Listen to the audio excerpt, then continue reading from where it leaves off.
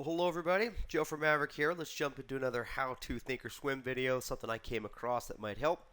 It's the login prompt. There's a few settings you can get to before you even get to the software. A couple things that I overlooked that I might want to just share with you guys real quick. Maverick Trading is always looking for new technologies and cutting edge software. In over 25 years, we've found many different successful strategies. However, they all are dependent on a good software system. Since our traders trade firm capital, we want to make sure they have their best foot forward. ThinkorSwim is one of the best options pricing tools out there and a favorite amongst the Maverick community.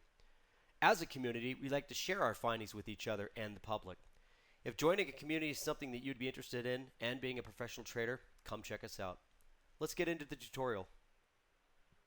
Now the biggest thing with this is at the very bottom, differentiating between a paper trade account or a paper money account and your live account. This is where you'd select the two. This was a big problem for me as I usually logged into one or the other and thought I could flip-flop in between the two. It needs to be logged into specifically. Once you see I've got the paper money here account selected, it does change the indicator up here to a little bit of an orange here. If I go to live, it changes it back to green. Just a kind of an idea as you're logging in to kind of remind you of which one you're logging into.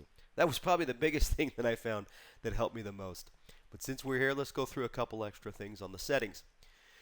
This is where you'll set your language if you'd like to, your color scheme, which I think is going to be the most important. Play with these. This does, I believe, default to the dark. I got used to it pretty quick, but I actually prefer the light, and then I checked out the old school, which has got some blues in it, a little bit more of a contrast. So it's very important to play with these schemes as you might have something that you prefer. Here's an area where you can assign a specific proxy if you're having a hard time connecting to your network. Also, the memory storage you can also change to increase it or decrease it based on your RAM in your specific computer. Just to let you know, all of this will default and set itself up. Besides, the color scheme will be at dark once you log in and once you put it on your computer. It will pull the correct language, it will pull the server, whatever connects to your network, and it will identify the RAM and set it accordingly. So this is all done automatically once you download the software. However, you can come through here and play with it if you'd like. Another thing that I thought was cool here is you have previous logins. So let's say you mess with it, you're changing some charts, and you decide to just close out, but you forgot to save things.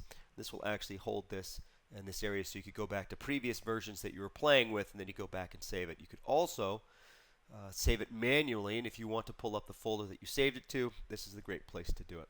So you can see there's a whole lot you can do just on the front of this, on the login prompt itself before you even get into the software. Just thought I'd share that with you guys. All right, if I come across anything else, as always, I'm more than happy to share with the community, but thanks for joining me, and we'll talk to you next time. Bye, everybody.